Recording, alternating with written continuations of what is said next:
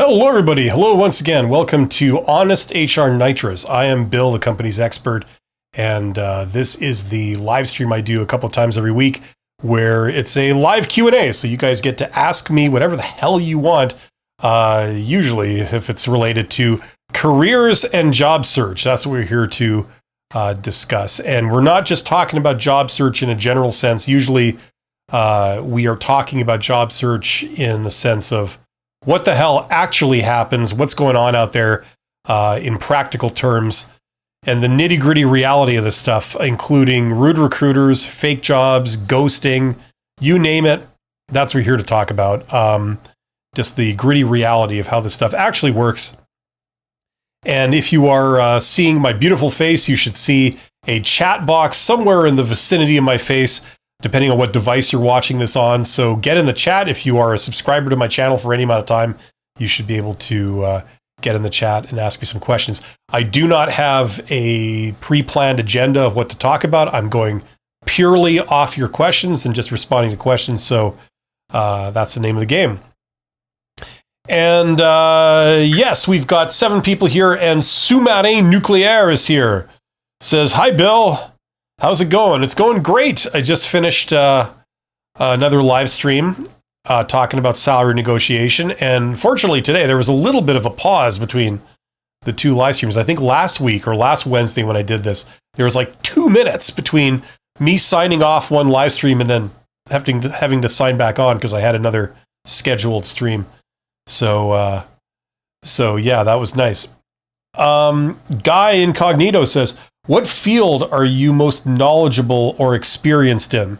Well, I'm a business guy. I run companies, and the field, I'm also a generalist. So, I mean, my career has gone across 5 industries. So that's the thing. I don't have a specific one single like depth skill set where you could say, I've done this for 25 years. I don't have that. The thing that's... I started off getting an engineering degree, went into some technical stuff. Eventually that moved into management type work, did more kind of pseudo-technical stuff, and then more management type work, and then just stayed in management basically. So that's the deal. Alpine Zapal says, messages that appear are from people who've subscribed to this channel for 7 days or longer. Absolutely. Yeah, I had to do that because I was getting all kinds of, just drive-by comments and people posting insulting things and political stuff and all kinds of things like that, just trying to tear everyone down and start stuff. So I had to do that. So basically, it's my attempt to sort of filter it into people that actually care about what I talk about on this channel and are involved with it. So yeah. Yes, I am aware of that. I did set that up. I originally started live streaming where there weren't any restrictions whatsoever. Anybody could just come in and, and comment and stuff. And unfortunately, that was really abused quite heavily. So I had to sort of at least make it so that it was only subscribers, but then people would subscribe, post an insulting comment, and then unsubscribe. So it's like, this was the only way I really had to try and filter that. So there you go. But no, that's the deal. I've been doing this for a while. This is basically, my version of how I answer questions, because a lot of people would post comments under YouTube videos and like ask a question. And then in the beginning, I was trying to try and type out answers. Like, if a couple of people ask you a question like that every day, then maybe you could do that. But unfortunately, I can't handle the volume of questions. So I figured, okay, I'll go live and then I can respond verbally, and that's a lot more efficient.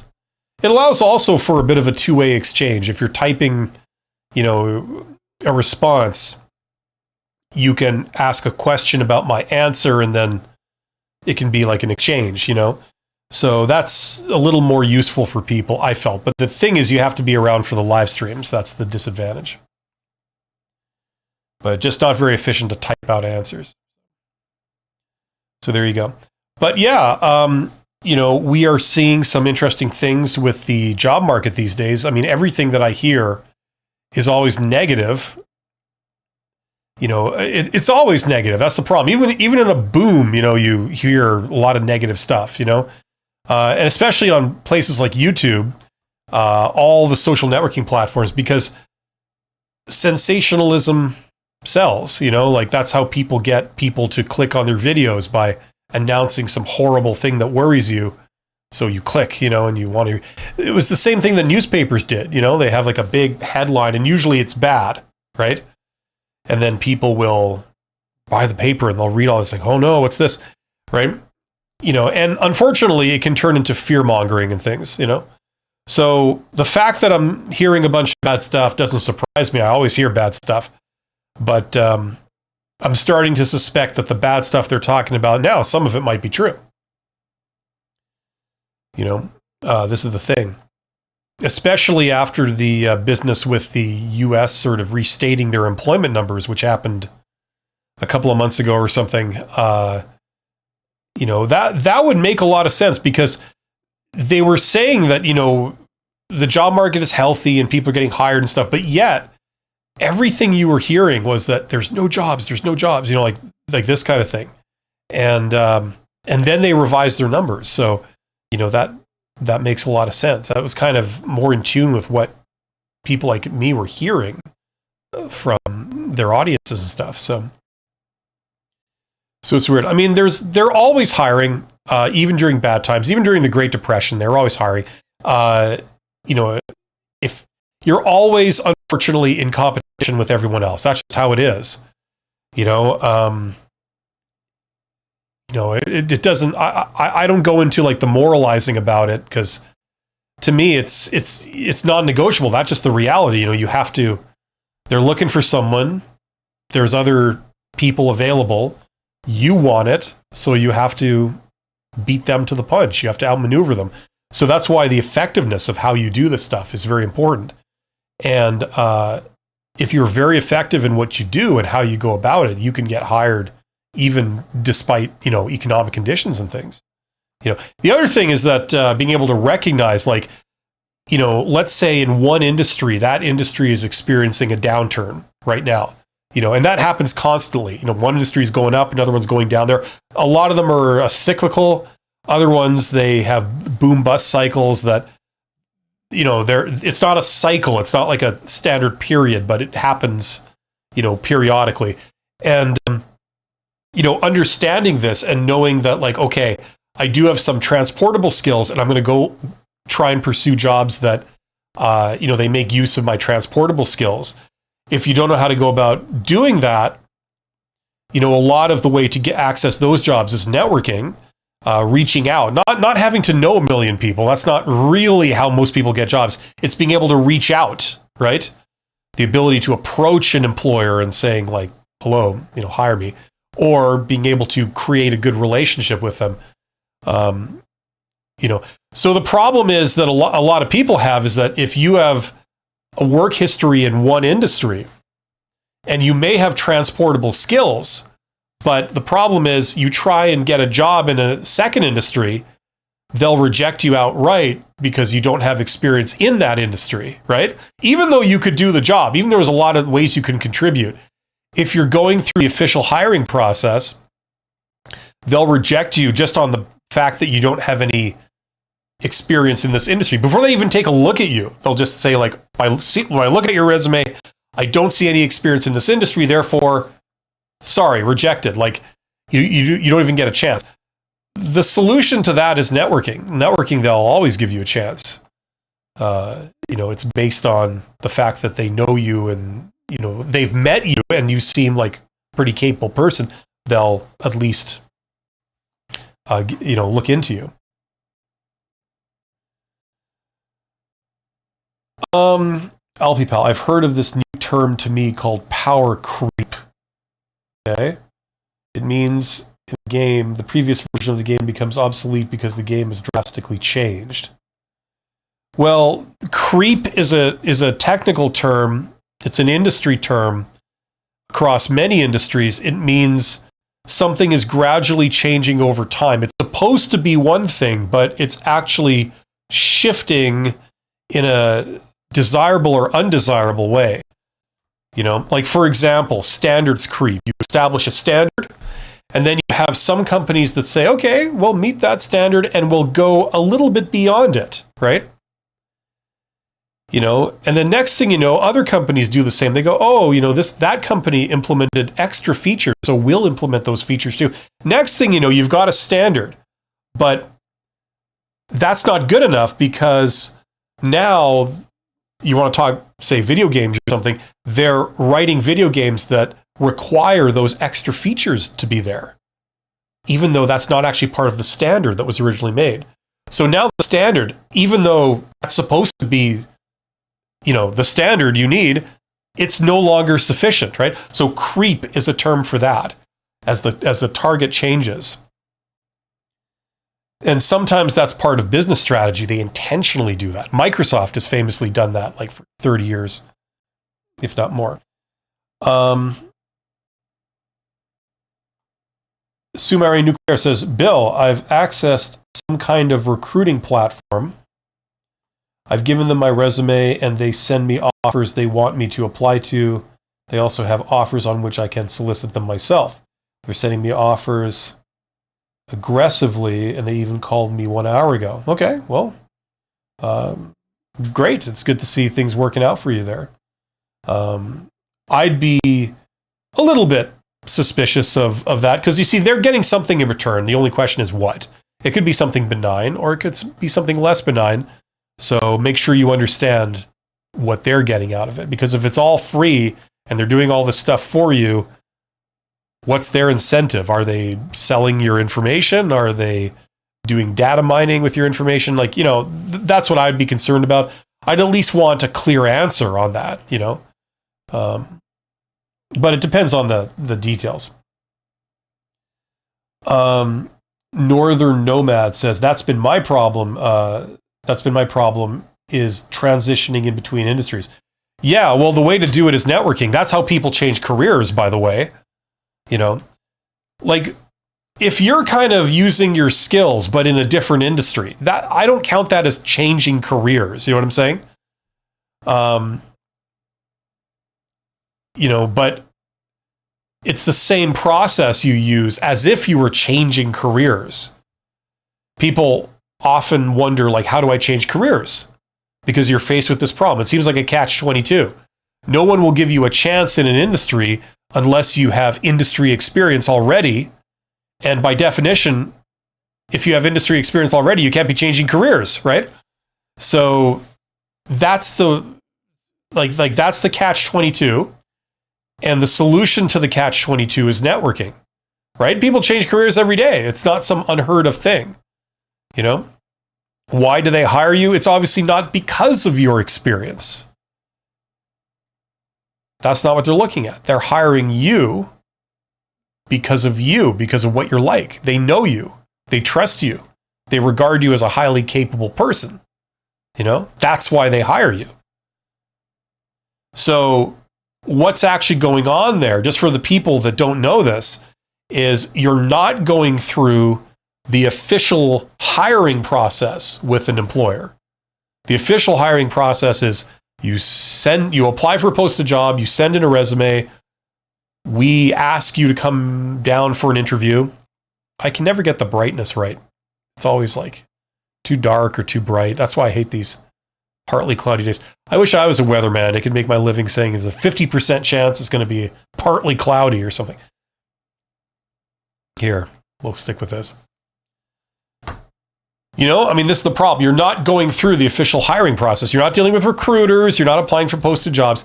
What you're doing is you're reaching out to an employer. Whether or not they have jobs posted, it's actually better if they don't have a job posted. Because the reality is that they're most likely hiring anyway. It's just not posted, right?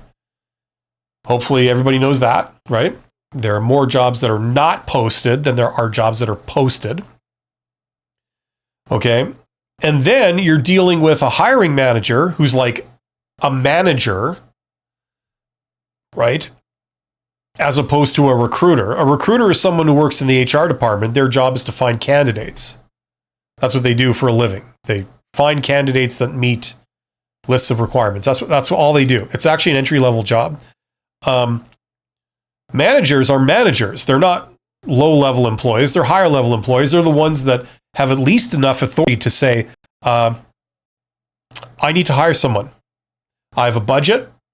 I get to have a certain leeway in how I spend my budget, and I have decided we should hire another person in my group, right? They get that approved, and then they're in charge of hiring the person. The person's going to report to them. That's the hiring manager. That's the person you deal with. You don't deal with a recruiter, you deal with them, right? And if you say, listen, okay, I'm trying to change careers, or, I have a lot of work experience in that other industry, but it's doing this stuff, and they have a conversation with you and they can tell that you know your stuff. You'd be able to handle working in this environment, doing that thing, right? And then you basically say some version of like, give me a chance, right? And if they have something, if they are looking right now, they'll say, this is like, it's a part-time job, or, it's like a low-level job. I think I will give you a chance. You seem like you know your stuff. We get along well. You seem very professional. You seem to get it. I like where your head's at. You're not kind of delusional. You seem to understand how everything works, you've got some great communication skills. You're pretty professional. You look the part. So like, yeah, I think I'll look into you seriously. We'll try you out. That's usually how people do it. They make that transition not by going through a recruiter in the official hiring process, but through a hiring manager in an informal process, the networking process.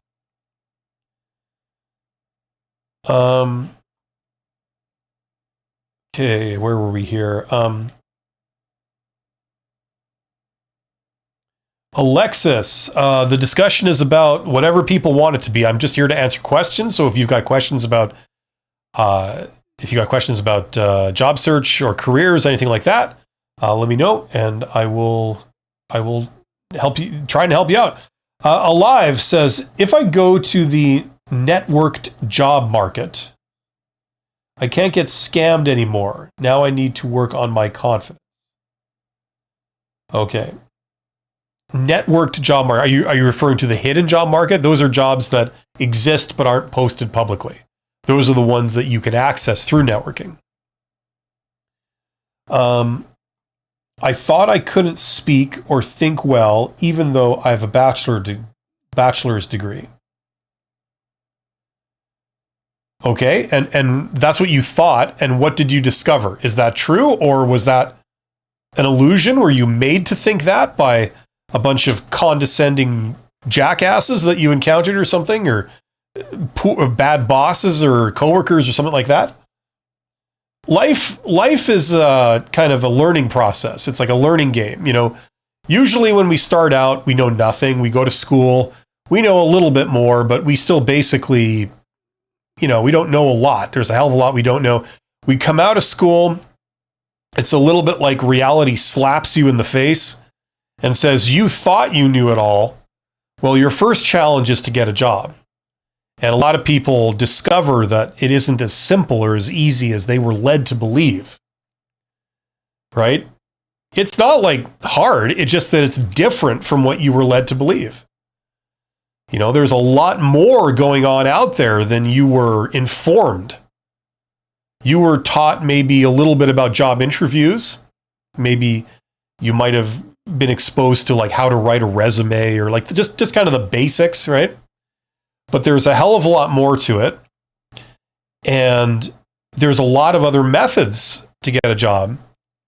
And not to always go on my rant about this or anything, but, I have a bit of a chip on my shoulder about education with regard to like how they prepare people in high school and stuff. Like, I feel like, there's some negative effects that not a lot of people are acknowledging. And one of them is that when you're in school, you're trained to conform. You know, you have to follow rules. They feel that the way to influence and get people to behave a certain way is always to make rules and then quote rules at you. You know, the rule says this, therefore you have to do it, right? The word persuasion is like a dirty word, you know? They don't even think like that. At least that's what I've always observed. You know, it's always like, if we want the students to do this, we're not going to ask them to do it and make it worth their while. No, we're going to like force them by making a rule and providing consequences or a punishment if they don't conform, right? So the problem is that you leave school and you're so used to somebody telling you what to do because they've created rules and processes for everything, right? That now you're like out in the real world and nobody's telling you what to do, right? And so you have this vacuum of like guidance. Nobody's guiding me. Nobody's telling me. So what you learn at some point is that like, okay, you can follow more rules, and if you need someone to tell you what to do, people will gladly tell you what to do, but it will be to your disadvantage. They'll tell you to do something that works out for them, not for you. It's not really to your advantage, right? And this is where you see, you know, people working as like pawns in some large organization that's basically exploiting them, you know? They want this structure and they feel that there's no other alternative. These people tell me what to do and I do it, right? And they're afraid of going out on their own or making their own decisions or, you know, like this kind of stuff. I'm not saying that you should be reckless. That's not what I'm saying. But I'm saying that a lot of people, they hunger for that structure that they were indoctrinated into in school. And what you realize is that, you know, out in the real world, apart from the law of the land, which says, you know, you can't kill people and stuff like this, there really aren't any restrictions on you. You can talk to whoever you want. You want to talk to a CEO? You want to talk to, you know, leaders in your industry? You know, you can. Hello, you've got that right. The only thing you may be missing is knowing the protocol or knowing like how to communicate professionally, you know? But assuming you know how to do that, there's absolutely nothing that prevents you from reaching out to these people. There's absolutely nothing that prevents them from ignoring you, right? But you know what I mean? That like if you present yourself properly, most of the time you're not going to get ignored. You know what I mean? Just like anybody can contact you. You have the perfect right to ignore them, but do you ignore people for the sheer hell of it? No. You only ignore them if it's like stupid or it's pointless or there's some red flag there. You know what I mean? Right? So anyway, I could go on, but let's get back to questions here. Okay, so where do we leave off here? If I go to network. So we did Sumari Nuclear, Alive. Okay, Alpine's pal says, can you please talk about when references are useful and when and why recruiters or managers ask for them? References are some attempt to validate who you are and what you've told them, right? Anybody can print up a resume and say, oh yeah, I've got like 5 or 6 PhDs and, you know, but yet I've worked at 7 or 8 gas stations and, you know, like, and then you could just learn answers off the internet and say them in interviews, and it's totally a lie. It's all false. Right? So to try and verify what you're saying is one of the things they do is they ask for references, and sometimes they make it very specific who they want as a reference. They say, we want to talk to your previous bosses, people that you worked for, right? Give us their names and phone numbers, and we're going to call them and we're going to ask them a few questions about you, right? You know, or they just say, like, give us 3 references, just some people, you know? And you can say, okay, well, here's like a coworker of mine, and here's a friend of my family that's known me for 30 years, and here's, you know, I don't know, my next door neighbor or something like that. They've known me for like 5 years, right? Usually it'll be more business-like than that. But anyway, so that's what references are. And the way you get them is you go and talk to these people. Go talk to your next door neighbor. And you say, listen, can I use you as a job reference? would that be okay? Do you feel like, you would be able to say nice things about me, right? And they would say, hopefully they'll say, sure, yeah, that's no problem. And you say, okay, well, I just want to confirm. So this is your phone number, this is your email. Like, is that correct? Is that the best way to reach you? And they'll say like, yep. And you say, okay, then, you may get some calls in the next couple of months, something like that. Right? So, and then you give those to the employer, right? So those are references.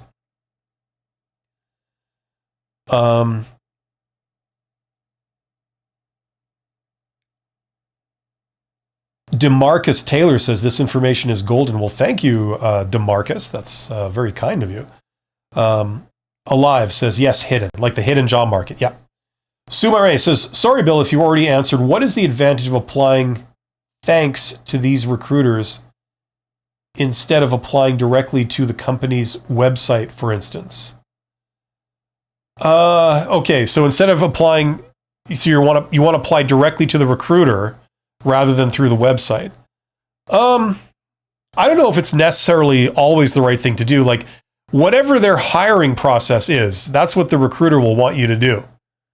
Right? So if they said, go to the website, fill in the form, then that'll probably, get you further than sending your resume to the recruiter or something. The recruiter will say, what are you sending this to me for?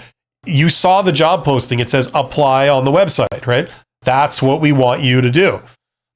Okay, so that's kind of how that works. There may be other things, like I've heard, and even ChatGPT, I think, has said this, that, you can try and hit up recruiters for hidden jobs. I don't think that's a thing, really. I mean, yeah, maybe occasionally they'll do it, but it's not a great source of it. You want to go right to the source of those things, which is the hiring manager. They're the ones that decide that a job is now up for grabs. They're the one that decided to hire someone. So that's the person that makes sense to talk to about like hidden jobs,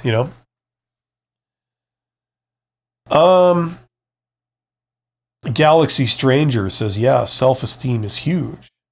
Yeah, exactly. It is. Sumaray says, I'm afraid they're going to push for me to accept lower wages, but they could also help me in some way, I guess, as companies get a whole mountain of CVs sometimes. Yeah, they're always going to push you to accept, like, look, if you had your way, okay? If you could like control people's minds, if you had your way when it comes to employment, okay? Apart from making your boss want to jump off a cliff, what you would do is you would get these people to pay you like $1 million a year or whatever. Like you would make them pay a lot for you. That's what you want, right? You want as much money as you possibly can get. You don't say like, well, they're offering me 100, but you know what? In all fairness, 75 is more reasonable for what I do, right? Said nobody ever, right? You know what I mean? You're going to get them to pay 100. If they're offering 100, if the range goes up to 100, you want them to pay 100, right? And by the same token, if they could control your mind, they would have you work for free or for minimum wage. Legally, you can't work for lower than minimum wage legally. So they would make you feel like, okay, yes, I will take the job for minimum wage and I'll be damn happy to get it. And I'll be very enthusiastic about doing the job. And I will try my utmost to keep it because it's as good as I'm ever going to get. If they could control your thoughts, that's what they would have you think. And so a lot of their communication and the way they, communicate with the labor market is they try and get you to think like this. So if you're already thinking like, well, no one's going to hire me for a lot of money, they'll say, yes, that's absolutely correct. No one will hire you for a lot. You should be happy with minimum wage. Like they want you to think that. Now, sometimes it's true, but other times it isn't. Regardless, they want you to think this, okay? So just be aware of that.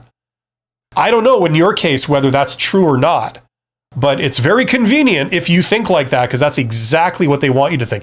It's good for them and bad for you. right?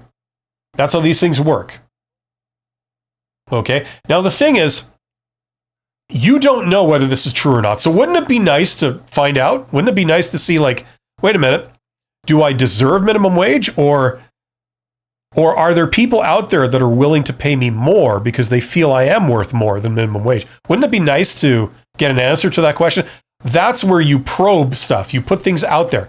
That's where you reach out to employers, and you talk to hiring managers, either in person or virtually over social networking or email or something, right?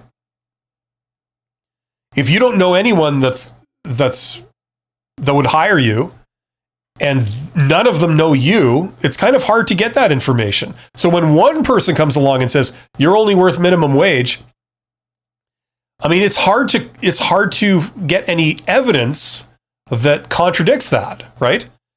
If someone says you're only worth minimum wage, but then you turn around and you get a job offer for like 3 times minimum wage, here's the evidence that that's BS. That's wrong. I'm worth 3 times minimum wage. Here's the evidence in your face, and then you take that. They're willing to pay it. It goes on for the long term. They're paying you 3 times minimum wage. That's clearly what you're worth. That's the definition of being worth that. Someone's willing to pay you for it. And you agree, as evidenced by the fact that you take the job and then you stay. That's how these things work. So without that evidence, it's just different people's opinion, right? Your opinion versus their opinion. Who's right? No one knows. It's unanswerable. Okay, so that's why you go and you get evidence, right? Okay, where did I leave off here? Sorry, this is moving, and I talk to you guys, and then my feed goes like that. So I don't know where I left off. I have to keep coming back to it. Let's see. Okay, so that was sous-marin nucléaire. Northern Nomad. I remember back in the 90s going door to door and filling out paper job applications. Yeah, those were the days, weren't they? Good times, right?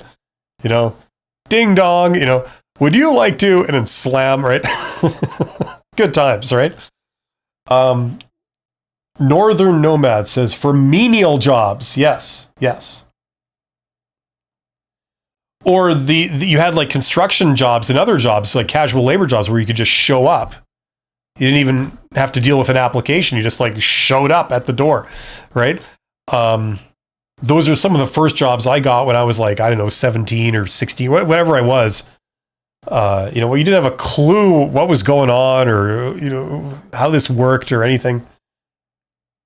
Because people did such a great job of like informing you, Alexis says, looking to get into welding, community college versus apprenticeship. Apprenticeships are ideal. It can be a long waiting game, stuck between getting paid to learn versus paying to learn. Yeah, apprenticeships are the way to go, generally speaking. You can get a lot out of apprenticeship. I've talked about this a lot. You can get, first of all, you do the apprenticeship with a company. There's a chance that they will hire you on permanently. So that's one thing you get, a chance at a permanent job. You obviously get industry experience. You could say, I've done welding or I've done whatever it is I'm learning for this company. I've done it. I've got 3 months industry experience. That's better than everyone else coming out of school without that, right?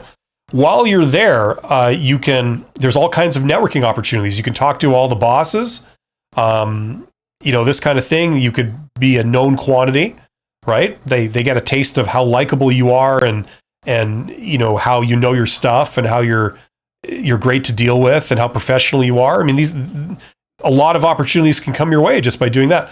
Also, while you're inside there, you can get references. We talked about references earlier, right? So, there's all your references. Here's references from other professional welders that are working right now at high levels in this industry. I've worked with them. Here's what they think of me, right? You can also get letters of recommendation. Like you hit up your boss during the internship and saying like, my internship is coming to an end in like a month. Before I go, do you think you could possibly write me a letter of recommendation? Let me know if you feel that you can do that. It would be very useful to me. I'd really appreciate it. You can walk out of there with a glowing letter of recommendation for your boss saying, this person's awesome. They did great work. And if it was in my budget, if it was up to me, I would hire them permanently, something like that. Show that to, in your job interviews, So there's a lot of things you can get out of an internship while you're there, So it's definitely worth doing, even if they're like paying you peanuts or nothing, to do the internship. It's still well worth doing. And it's one of the more valuable aspects of these educational programs. So absolutely. Alive says, I was called the R word and stuff and berated and belittled at previous jobs, and it ruined my confidence. I had untreated mental illness in school, so I never thought about the future.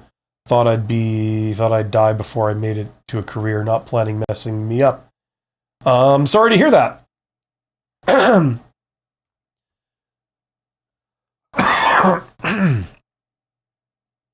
Look, the thing is, it's tough for everyone, and the thing that makes it easier is knowledge. Understanding how stuff works, understanding what to say in what situation to get what outcome, understanding that this person is the one that can give you this outcome because this is what they do, These are all very important things. The more about that stuff you can learn, the better, right? This is stuff, by the way, they usually don't teach you in school. It's more practical sort of advice for, essentially it's networking, for like navigating the world, It starts with simple things like, how do you get answers? I mean, I remember the world before the internet, most people don't. It was like, okay, I'm all alone in my home, and let's say I want to figure out what marks I need to be able to get accepted into this university program or something. And it's like this revelation when you realize, like, okay, maybe I should call the university, and ask who's the person that can tell me that, and then ask them the question, and then they'll be able to tell me the answer.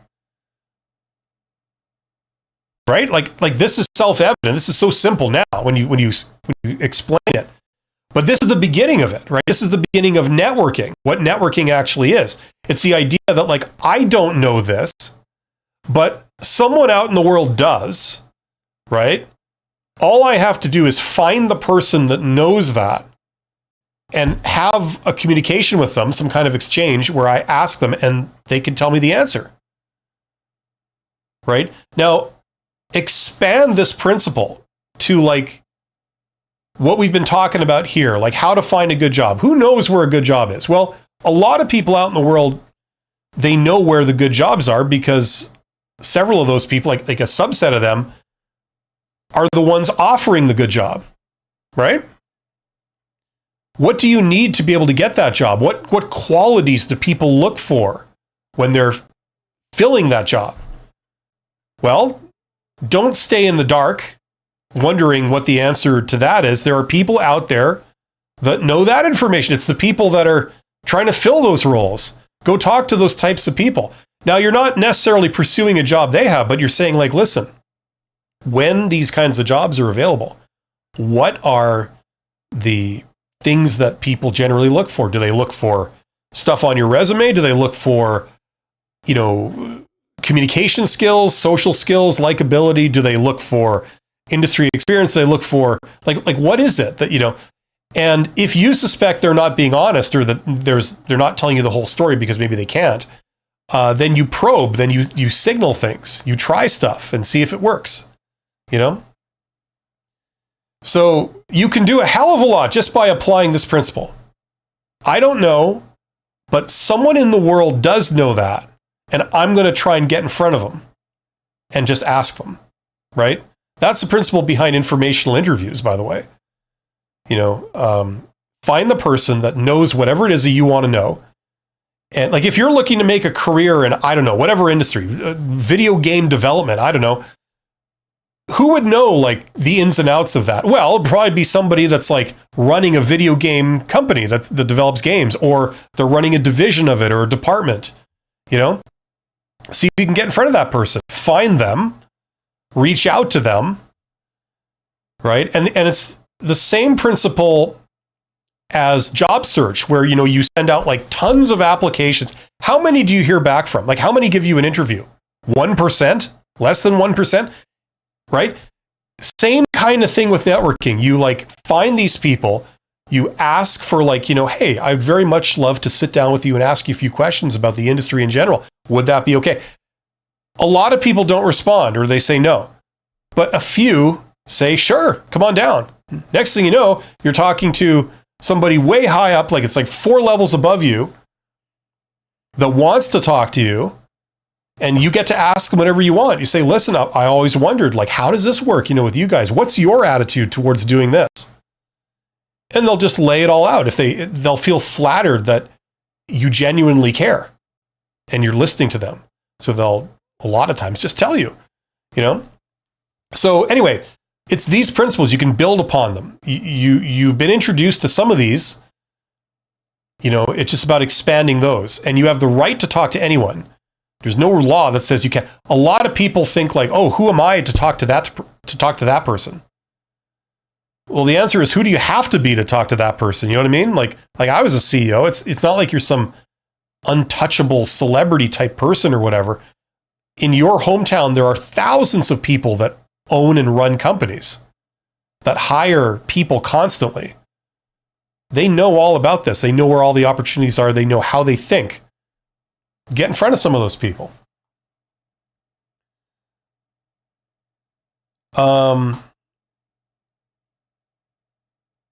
Frederick, there are free thinkers and commensurate people. So this jumped on me again. Let's see if I can find where that was. Here we go. I guess you could sort of look at it like a duality like that. Maybe, I don't know. I think it's like people start out when they're young. They are a product of what they've been told. And then ever since you stop school, then it's on you to learn. You're the teacher of yourself. You decide. You could turn off your brain and live under a rock and not learn anything more, or you could like actively try and improve yourself, try new things, go talk to people, get schooled by life, go try things. So I don't think of it as a type of person that's one or the other. I think of it as like we maybe start a certain way, but then you have control over yourself and you can decide which direction you go. Alive says, sorry for all that, just answering, but I realize I could have kept all that to myself. Alive, don't worry about it. You are awesome, okay? Don't ever let anybody tell you different. Okay? You could keep everything to yourself and not have any kind of result. You know what I mean? Sometimes, if you're in doubt, sometimes, hey, you put stuff out there and you see what happens, right? Don't always think that shying away is always the answer to everything, if that's where this is going. I think you're awesome. I think a lot of people in here think you're awesome.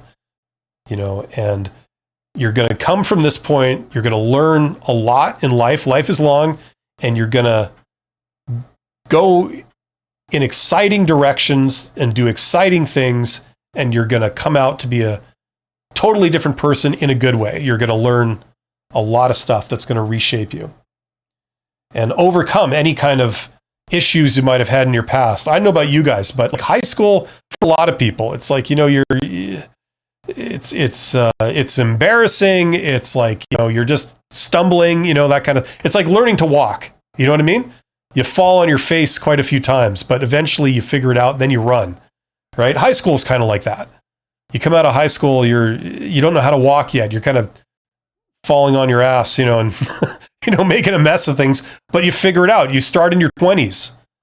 And then usually in your 30s, you kind of have an idea of what's going on. Then in your 40s, 50s, that's when you really shine, right? In terms of a career, okay? Like we're talking careers here. Hopefully, if it's like other elements of life, it peaks a bit sooner than that. Helicopter is here. Hello to Helicopter.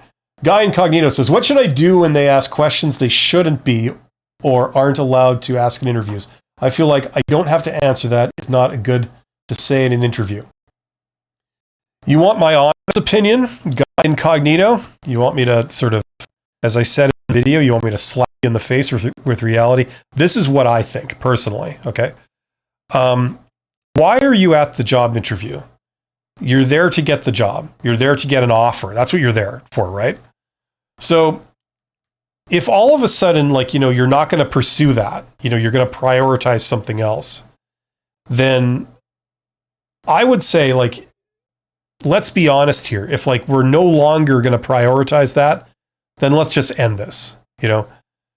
So the problem is that, you know, they ask you a question that's technically illegal or there's some problem with it, right? Now, sometimes it can be innocent, right? Sometimes.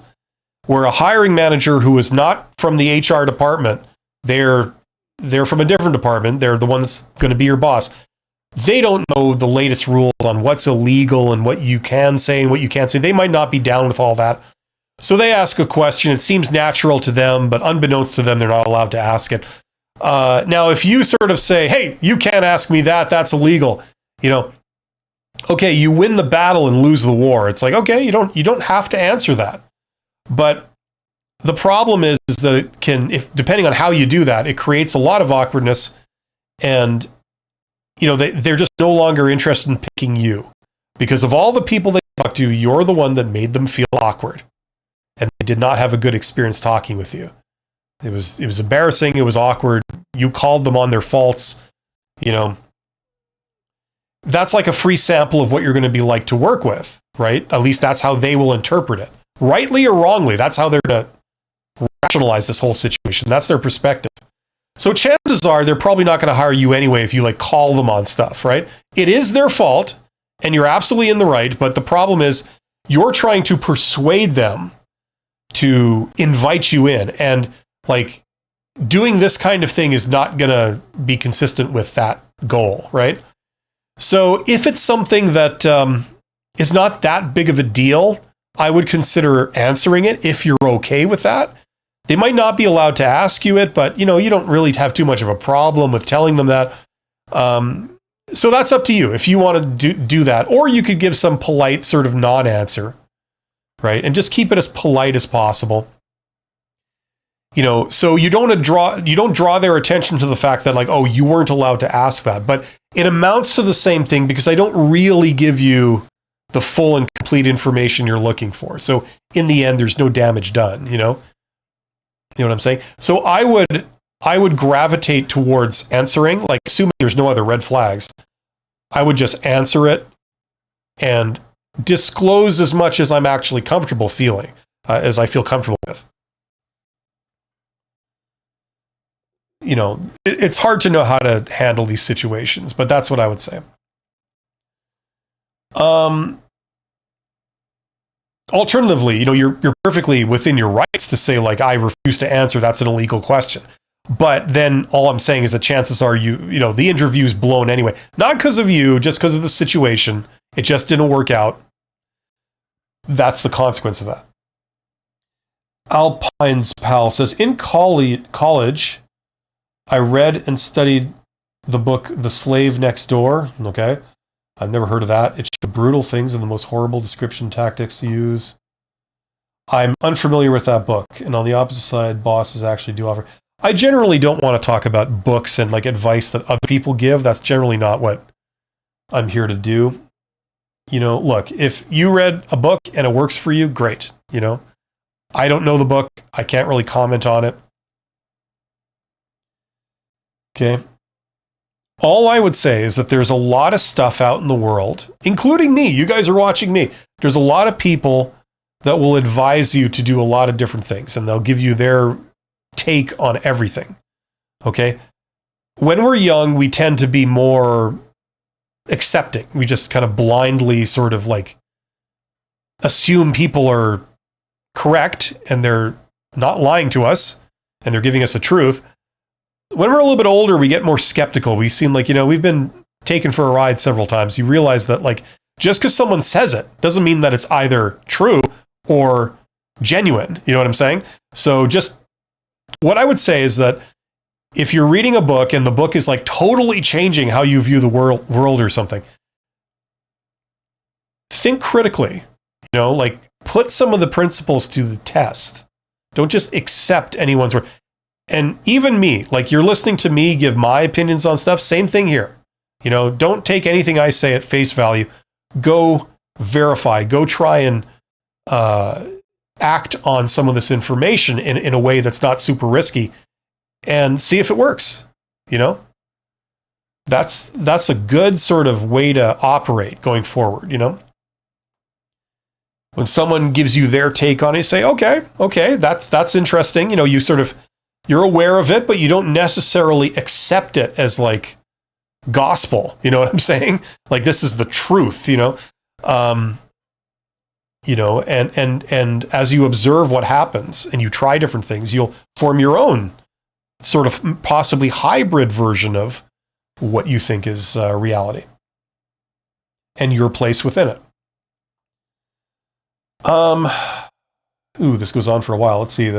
And on the opposite side, bosses actually do offer college tuitions, Beth Health Insurance, but it's all capitalism, but it's hard to be around it because of how professional people are, not like shopping for service, plumbing. Yeah, usually when people say the word capitalism, it's usually meant in like a derogatory kind of way. Like, look, we're here to talk about job search. Now think of the situation that I brought up. You come out of high school, you got to get a job, right? Now you're competing against all the other job seekers out there for the same jobs, right? We can complain all we want about it. Maybe we don't like it, but as far as I'm concerned, from a practical sense, let's just accept it and let's talk about how we can survive in it. You know what I mean?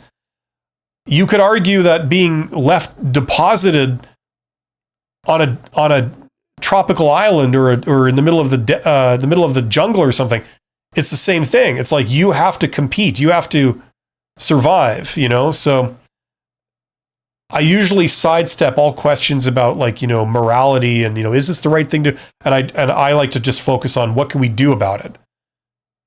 Noticing we're in this situation, what can we do? That's just what I confine myself to. I'm not saying it's not worth doing. I'm just saying that that's not really what I'm here to talk about, if that's the way we're going to go with things. But what I will say about it is that, generally speaking, when you're younger, when you're in your 20s, people tend to be more honest. They tend to say what they think a lot more. As people get older, you realize that like there's a bit of a division. There's a bit of like, okay, here's what the reality is and what I actually think. But here's what I'm going to tell you, because if I told you what I actually think, there might be consequences for you and for me. First of all, you'd probably get upset with me.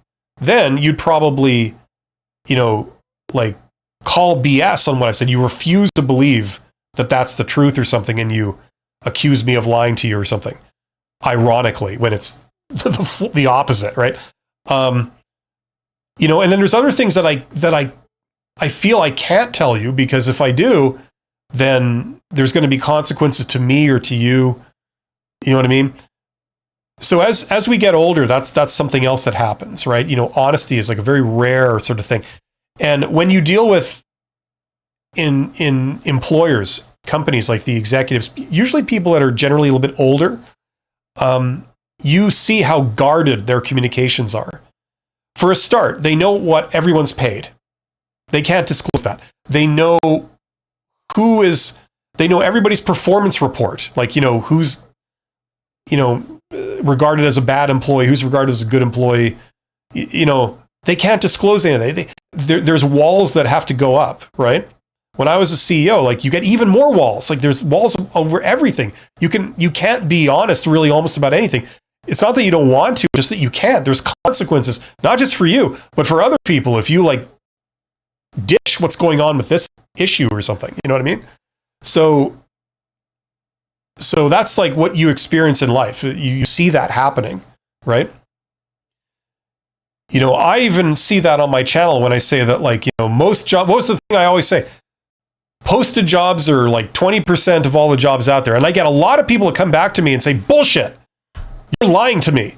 You're trying to get me to think this. It's like, no, I'm not. Go out and verify, don't take my word for it. But I get a lot of hatred targeted at me for, like, basically saying a true fact.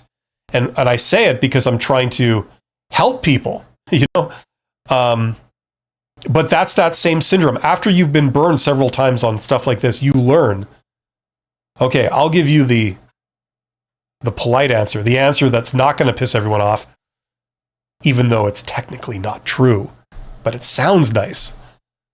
You see that more and more as you get older, and you yourself will do that more and more as you get older, right? Okay, where did I leave off here? Sorry, I'm kind of ranting and going off on tangents. So, okay, so Alpine's pal. I don't know if that stuff is directly related, but it's inspired by some of the things you were saying in your sort of your spiel there.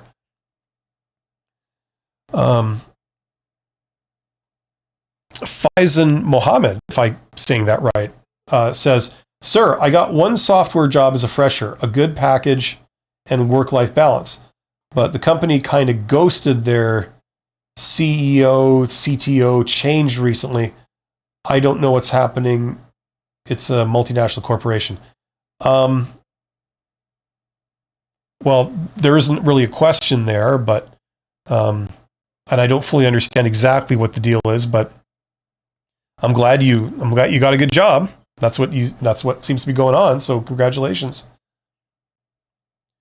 Alpine's pal says, in terms of how employers are willing to operate and stand up for their employees or utterly trash them. Well, like, once again, you see, okay, look, I can't speak for employers that you've seen and what they've done. Okay, I don't know. I'm not seeing the same things you're seeing, but I will say this.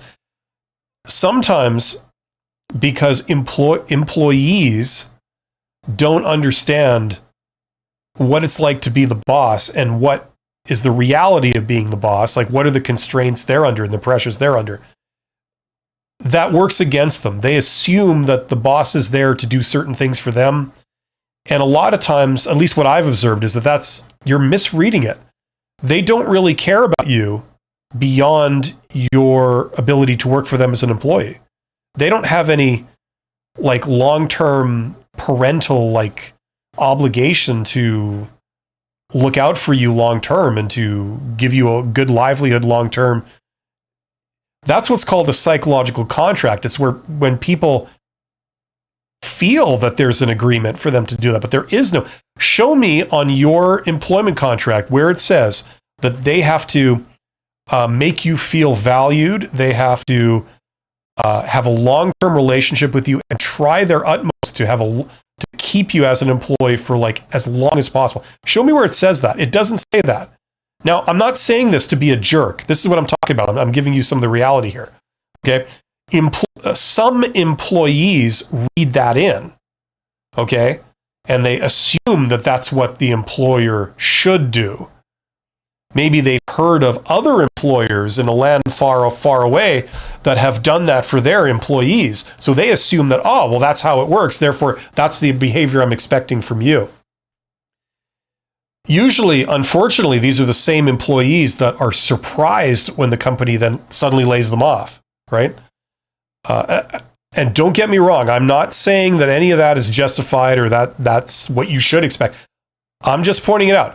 Now, the flip side of this, okay, the flip side is that knowing the reality of the relationship you have with your employer, okay, knowing this, what does that signal to you? That signals that you should behave exactly the same way towards your employer. You have no long-term loyalty to them. You don't necessarily care about their business goals. You're here to do a job. They tell you what to do, you do the job, you get paid, you go home. You don't have to worry about it. You know what I mean? Nor do you have to be loyal to them. If you're actively looking for other jobs and you're looking to do things on the side or whatever, go ahead. You have the right to do that. And in fact, it's smart to do that because it gives you some failover, some security in that if anything ever happens to your day job with these people, you got other things, other irons in the fire, you know? You don't have any. Where does it say in your employment contract that you have to sell your body and soul to these people, you know? And like be loyal to them, you know, and care about the stuff that they care about. You're not paid to care about that. You're not rewarded if that stuff happens, right? So you need to see reality clearly and not like read into it or assume a lot of things, right? That's where some of the problems arise.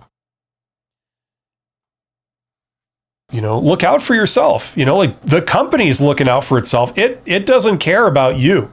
It doesn't care about any of us. I was CEO and it didn't care about me. It's something else other than the people in it, right?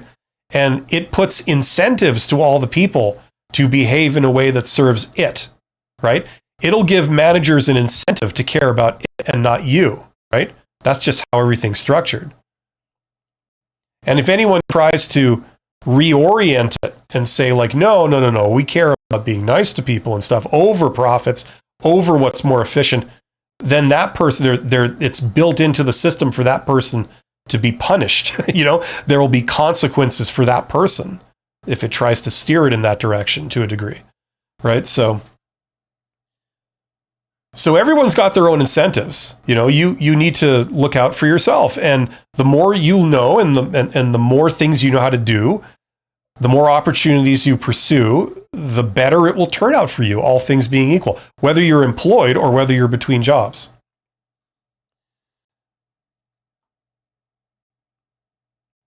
I totally agree. By the way, thank you to, there's 18 people here. You guys are awesome. Thanks for tuning into this. Sorry, I'm going on like a kind of a rant today, but I'm responding to questions. If you have any questions about something more concrete about job search or, you know, resumes or job interviews or applications or discovering jobs or all that kind of stuff, get in the chat, let me know, and I'll do my best to help you out.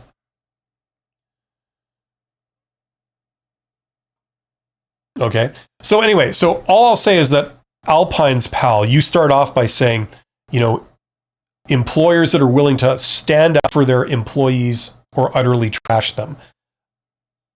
You know, you get all kinds. Like there's no rule that says that they have to stand up for their employees.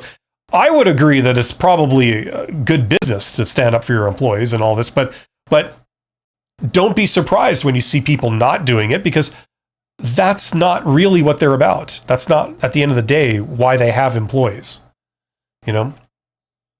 And the other thing is that people assume that the company will care about them. It's like the spotlight effect. You assume that they should care about how I feel. It's like, well, maybe they should, but they don't. Just like you would assume that I'm going to, like, I don't know, for want of an example, I'm going to get on YouTube. I'm going to tell the world my story. And they should care. They should care about what I have to say, because then they'll learn. But you do that, you quickly find that people don't care. Nobody cares about you, about your thoughts. It's the spotlight effect, you know? So people apply this to their employers, and they assume, well, they should care about me. Well, they don't. Maybe they should, but they don't. Now, knowing this, what do you do? That's the big question.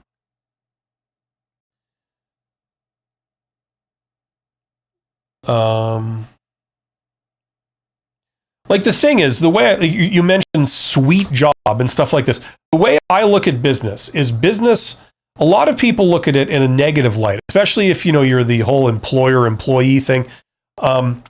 It's like this thing that, an employer imposes rules on you and all this kind of stuff. It's like, to me, and this is shown especially in the world of entrepreneurship, which, by the way, I think is great. And I've advised a lot of young people on like how to start companies and stuff.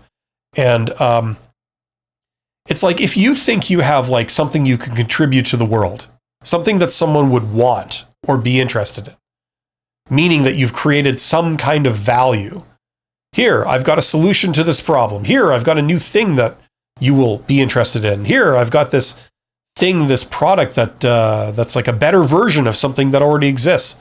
You know, it's like if you create value in any of these forms, you can be rewarded for it. You could go into business producing that thing, you know, whether it's a service or a product or whatever. And it's a good thing. It's like, here, I'm producing something that you want.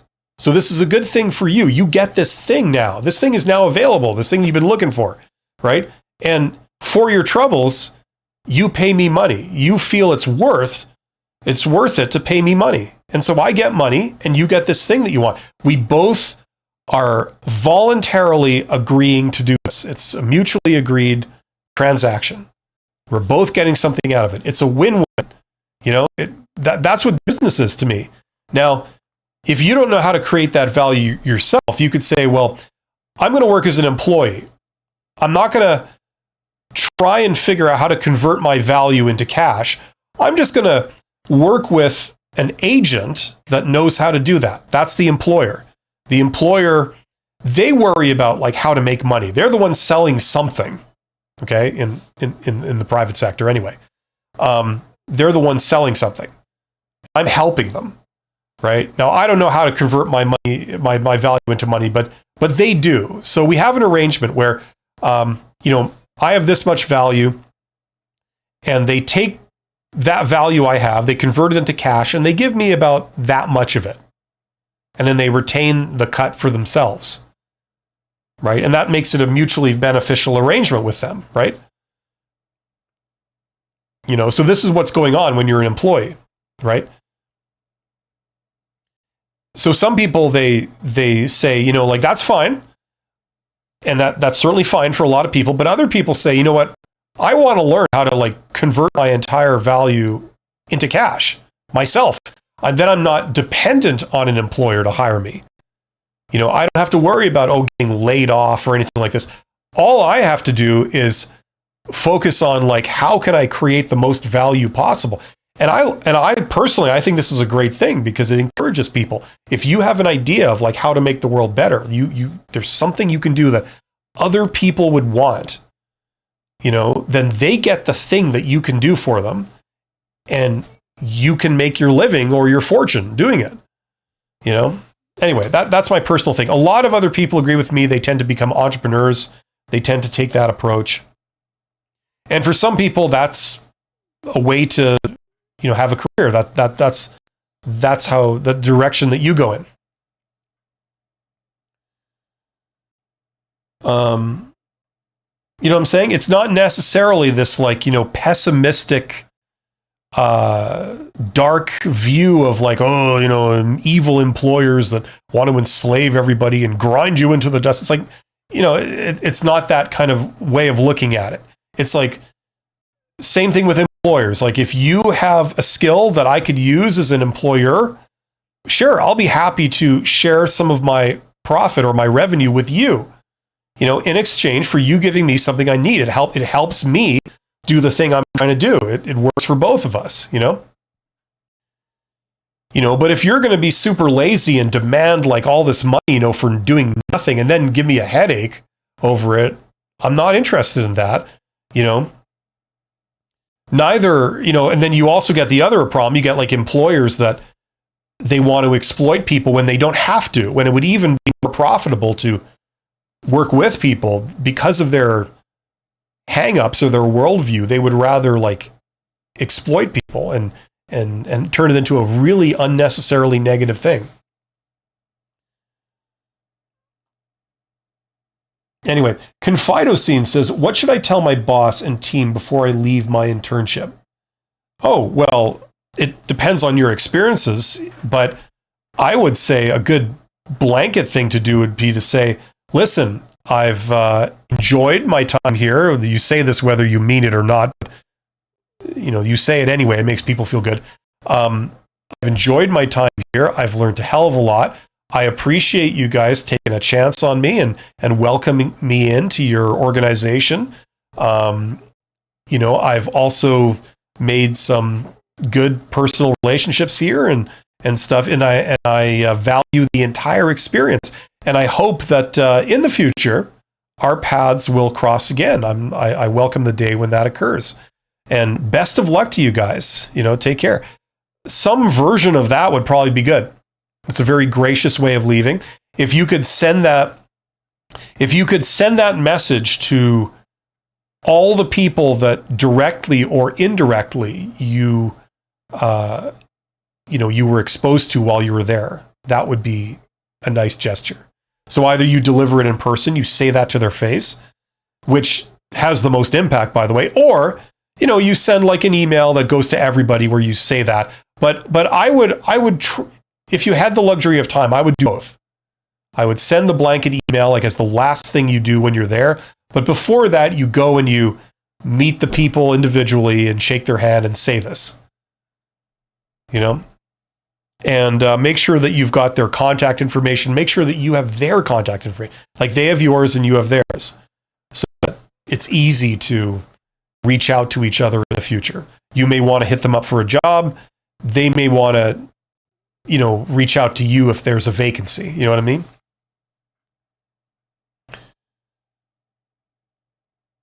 Alpine Pal says, I go off on stuff all the time too, as he knows. Yeah, well, guilty as charged. I do that too. It's a process and no job is perfect. That's why many complain about stress. Yeah. Alpine's Pal. Totally understood. Hello to Tori, or hi to Tori. Tori says hi. Now, I can't tell if that's a hand clapping or it's a hand doing that. It's like, that kind of thing, right? Anyway, but it's all good. Okay, get in the chat. If you have a question about job search or careers, I'm going to be here for another 15 minutes, certainly. In the meantime, while we're waiting for more questions to show up in the chat, if you need help with job search, check out that course. That's all my advice in one place. And the real gem there is explaining how to do networking for introverts. A big part of that course is how to get jobs in the hidden job market, because that's where all the good jobs are, and that's where the jobs that you can get are there. And it's a vastly sort of untapped kind of area for most people and most jobs. So you could apply to a job that's posted on the internet and go in with like 800 people and try and elevate yourself above the crowd, which you can do. That's a game you can play. But unbeknownst to certainly a lot of younger people is the hidden job market, where the vast majority of jobs actually are, like 80% of the jobs are. And you don't find those jobs posted on the internet, but they're there and you can get them. And they have substantially less competition. Instead of going up against 800 people, you're going up against 2-3 people for those. So definitely worth something worth looking into. And generally, those are the more desirable jobs. They don't need to advertise them because they're good jobs. Whenever they mention, oh yeah, we're hiring for this, they get inundated with people saying, hey, I've got a brother or a friend or a coworker, or a former coworker that, would be perfect for that. Shall I tell them to send you their resume? Right? They don't need to like go out of their way to like get like 1,000 strangers to apply for it. They already have like people that they have some personal recommendation to that are wanting to apply. So you could be one of these people, right? One of the 3 people that applies for these things. And you know what I mean? So it's definitely something worth looking into. As people, as their careers get longer and they climb the ladder a little, what ends up happening is that more and more you get hired in the hidden job market and less you get hired in the posted job market. When you're at an executive level, it's pretty much like 100% done in the hidden job market. It's done through networking. Anywhere in the middle, it's mostly done through networking. And at the bottom, that's where most of the posted jobs are for, the worker level. But there's a hell of a lot of stuff that's hidden,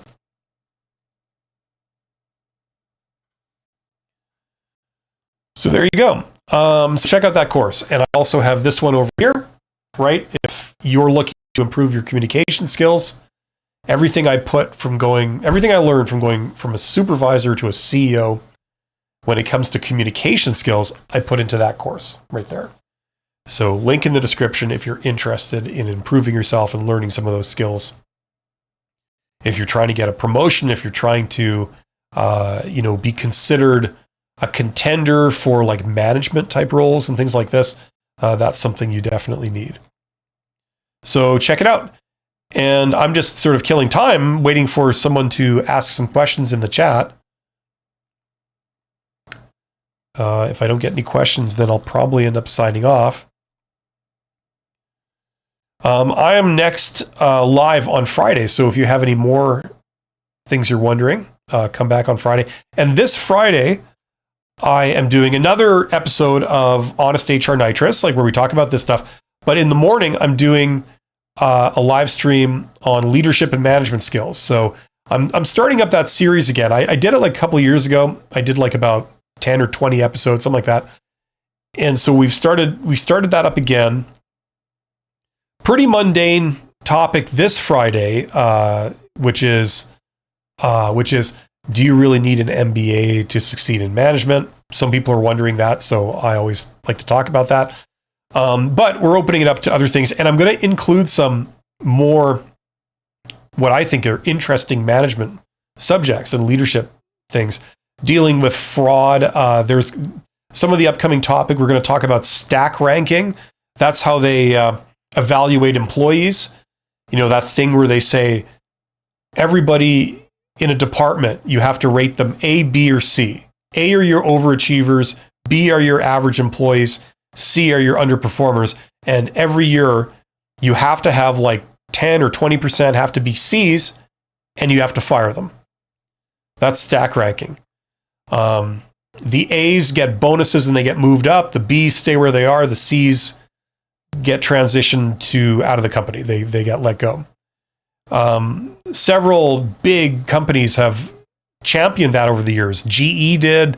Microsoft does. You know, there's been a few others, but it's controversial and it's stupid. And we're going to talk all about that. So I've got that scheduled. And another one is we're going to talk about, a common type of fraud that companies do is they use something called off-balance sheet entities, right? Special purpose entities, to make it seem like they're making money when they're not. We're going to talk a bit about that. We're going to talk about some of the ways that those have been exploited in the past. And we're going to talk about some of the ways that they can be exploited in the future. That's actually kind of scary because it's almost completely undetectable. So it's a real liability there. There's stuff you can do that it's essentially undetectable. And we're waiting for the countermeasures to catch up. So I think that's an interesting topic. So we're going to be covering that also in the next 2 weeks. So if you're interested in any of that stuff, drop by and you can contribute to that. Here we go. Guy Incognito says, "Thank you, Bill. You are the greatest person ever born in all of history." Wow. The greatest, huh? Okay. I suppose that'll do. I would have settled for most handsome or the thinnest person in all of history. That would have been acceptable also. But thank you, Guy Incognito. Alpine's pal says, I was thinking about time. Okay. Here we go. Mr. Beast story. He made a lot of money. No wonder he's a CEO. You either climb your way up or you build your own thing. More money, more power, no time. Not to get into another tangent, but is that somewhat what you'd picture it as well? No, I wouldn't, because Mr. Beast, I don't know a lot about Mr. Beast, but it's like saying Elon Musk. If I start my business, then I too can be Elon Musk. You are technically correct. The problem is that it's more likely that you would win the lottery 5 times in a row than you would get the same outcome as Elon Musk. You know what I'm saying? Like these are data points that are way out. Like they are not an average result. It's not something you could reasonably expect. So while it's theoretically possible in the sense that one person did it, is it something you can expect? No. It's almost like saying you should take up music and go make a career in music because look at the Beatles, the most popular artist of all time to this day. No one's sold more music than the Beatles, or made more money, as I understand it. Just think you could be like the Beatles. And it's like, yeah, there are billions of people that have tried that, and there's been one Beatles, you know what I'm saying? Like the odds are billions to one against that will not happen for you, right? So you never know, but it's like, if you're going to take a chance on that, it would be even more reasonable to say, okay, I'm going to sit on my ass for the next 20 years, and I'm just going to blow all my money on lottery tickets. I'm going to go into deep debt playing the lottery, like the jackpot lottery. And when I win, I'm going to win so much more money than I spent on lottery tickets that I will have millions left over, and I'll retire a millionaire. Like, that plan has a higher likelihood of working out than saying I'm going to do what Mr. Beast did and expect the same results as Mr. Beast, or Elon Musk, or Bill Gates, or Steve Jobs, or anybody else. You know what I'm saying? That's the reality, right? It's great to like inspire people because yes, you could be the next person, but if you're pinning your hopes on like having that or something close to it happen, you may be disappointed, is what I'll say. What you should look at, in my opinion, is look at what's more of an expected average outcome and then decide, right? And say like, okay, if I'm just an average person, I'm no better or worse than anyone else. This is what I can expect, Does that make sense? So you shoot for that, but you temper your expectations, right? Like CEOs deal with hundreds of thousands a month, employees deal with tens of thousands a year. Yeah, but it's not their own money. That's the thing. Like a CEO is someone who runs a company, or at least a division of a company, depending on how they work with the titles and stuff. But doesn't own it, right? Like they're put in charge of it. And, you think like, okay, people like workers can get fired easily. CEOs can get fired damn easily. Usually they're the first to go when something goes wrong. Not always, but a lot of times they are,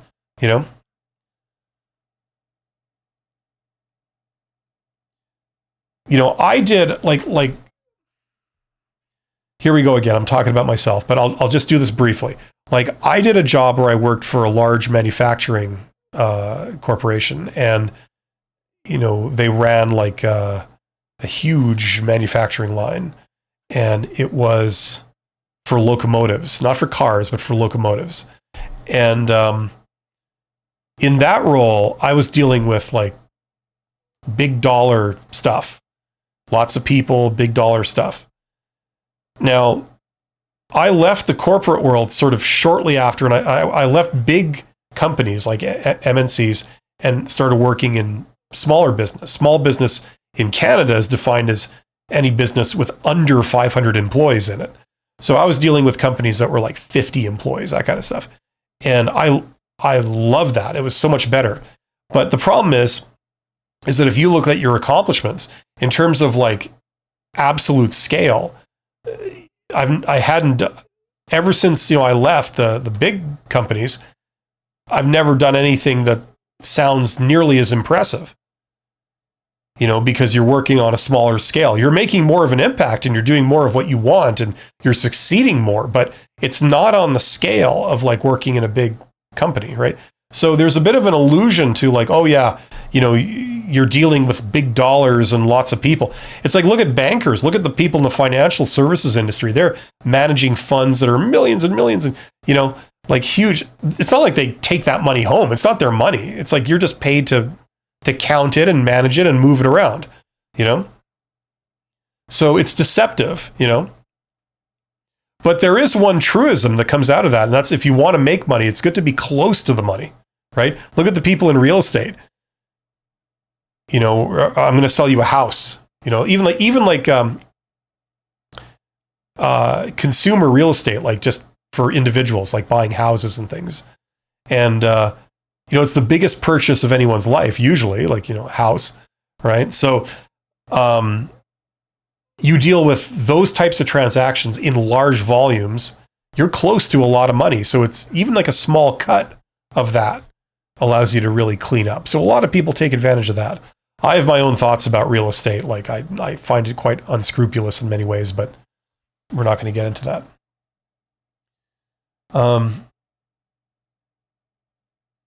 That's all I meant, not to get into other people's stories or books. Makes sense. The scale of things, essentially. Yes, exactly. But the problem is that a lot of responsibility comes with it. I've seen people break down and cry in meetings because, like, what you do, it isn't just about you. Like, imagine if you go to work every day and, you know, you can do a good job or you can sort of phone it in, right? Now, if you phone it in, other people may lose their jobs because of you, because you didn't do your job very well. You had to lay people off. Or the company didn't make enough money to be able to cover the payroll for that week or the next week or something like that. And I've seen people like just lose it, you know, because of things like that. Like the flip side is usually that there's a lot of responsibility. If you screw up, not just you that's affected, it's a lot of other people. A lot of other people are depending on you, you know, so that is an element to it, right? So that adds a lot of stress. That to me, that added more stress than a lot of other things. That plus not being able to keep it real, you know, having that game face on to a ridiculous degree. I was just not cut out for that beyond a certain point, you know. But anyway, but the employee thing, that's very, very real. So, you know, that tends to up the stakes a bit. And you kind of feel, when they pay you a bit more, you kind of feel like, damn it, I deserve this, because like, holy crap, I've got all this responsibility weighing on me. I can't mess this up, you know? So anyway, there's a flip side to a lot of this stuff too. Okay, we're going to wind this down. I want to thank everyone. Jay just said one question, so I'll answer this. If a client you were working with in your previous company hired you as a contractor, okay, that's sort of half a question, I think. If there's another half, you can quickly say that. So as I say, I'm back on Friday. If you guys want to join me for that, if you have more questions. In the meantime, check out my courses I already covered. They're on the screen. They're that. It's probably the one that most people are interested in. Excuse me. Failing that, then this, if you want to improve your communication skills. And I also have this. This is more for entrepreneurs and people thinking of going into management. If you want to understand your employer a lot more and why they do things a certain way and how everything works, check out that. That's the longest course. That's the most involved. You can like skim through everything and just get a cursory overview, but it's the most in-depth if you want to do that. This is the quickest, and this is sort of in between. So I don't know if that's a factor for anyone. Join my channel. Like it says right there, membership has its privileges. I do occasionally have members-only videos and things like this. And that sort of thing. And I do have 2 other channels for anyone who's interested. Like it says right here, I got the Company's Expert 2 with like longer stuff on, you know, topics within job search. And then I've got this channel for longer topics in terms of entrepreneurship and business, that kind of thing. So subscribe to those. Jay says, how to present that in future interviews without sounding unethical. Oh, like that they hired you as a contractor. There's nothing unethical about being a contractor. That doesn't enter into it. You know, if a client you were working with in your previous company, so you were working for a company, you were an employee of theirs, and the company had a client, and then the client hires you as a contractor, That's actually quite common. That's certainly not unheard of. They're going to reach out to people that, excuse me, 4 hours of talking, They're going to reach out to people that they know and trust. That's another example of getting hired through networking, by the way. Instead of hiring some stranger, they're going to go with someone that they've already dealt with, someone that they know is good. You. Right? So there's nothing unethical about that.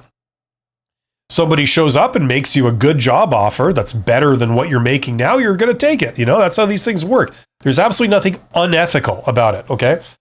So how to present it without sounding unethical? I would just tell it like it is. I would say, well, I worked for this company and, I dealt with many different clients as part of my job. And then I got a job with this other outfit. Now, you don't even have to mention that, like, that new employer was one of your previous clients you were dealing with. You don't even have to say that. I don't know why you would necessarily have to say that unless they specifically asked you and they said, how did you end up working for these people? I mean, even then you could say, well, I just, I received a job offer from them and I took it, it was right. And if they want to know more specifics about that also kind of falls under the category of, like, you don't need to disclose that. What you do with someone else is none of their business. You know what I mean? Like, you don't have any obligation to tell them all about what you do with somebody else, right? They can ask you relevant stuff, but this is not relevant, Okay, so hopefully that makes sense. Alpine's Palace says, thank you for that. I appreciate you taking the time to tell me stories, and it gives me a lot of reflection.